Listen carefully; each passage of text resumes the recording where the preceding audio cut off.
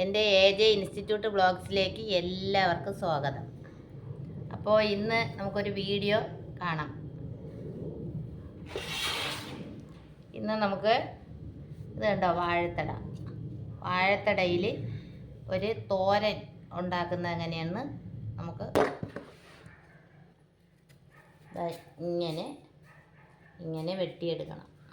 എന്നിട്ട് അതിലൊരു നാരുണ്ട്. ആ നാര്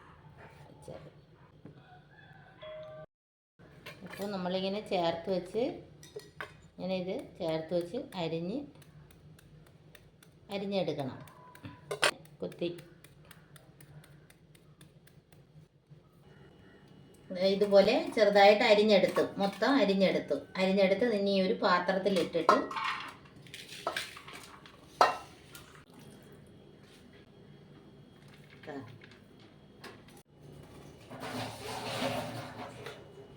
ഇങ്ങനെ എടുത്തു.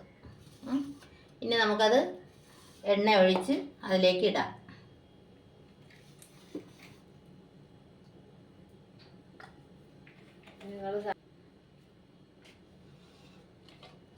മുളക്, കടുക്,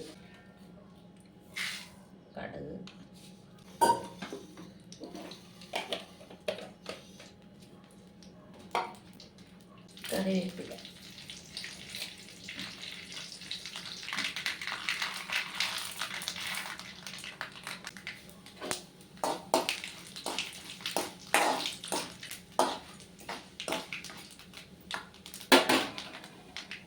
ഉഴുന്ന് അരിഞ്ഞു വെച്ചിരിക്കുന്ന വാഴപ്പിണ്ടി എന്ന് പറയും. വാഴത്തടയെന്നും വാഴപ്പിണ്ടി എന്നും പറയും. അപ്പോൾ ഇതിലെടുത്ത് വെട്ടണം.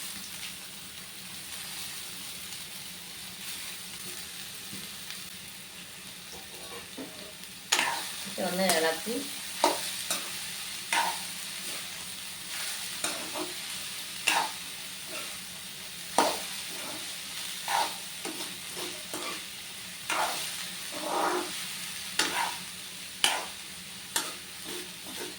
അതിലിരുന്ന് നമുക്ക് ഇങ്ങനെ വെച്ച് കൊടുത്തിട്ട്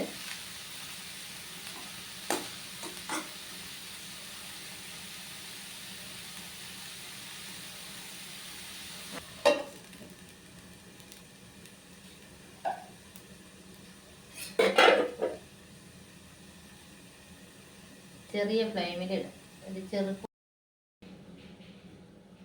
ഇപ്പോൾ കുറച്ച് വെന്ത് വന്നിട്ടുണ്ട്.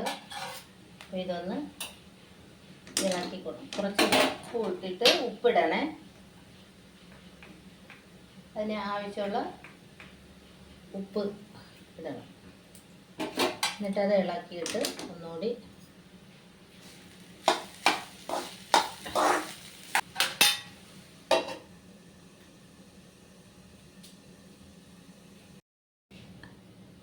അപ്പോൾ വാഴപ്പിണ്ടി തോരൻ റെഡിയായി.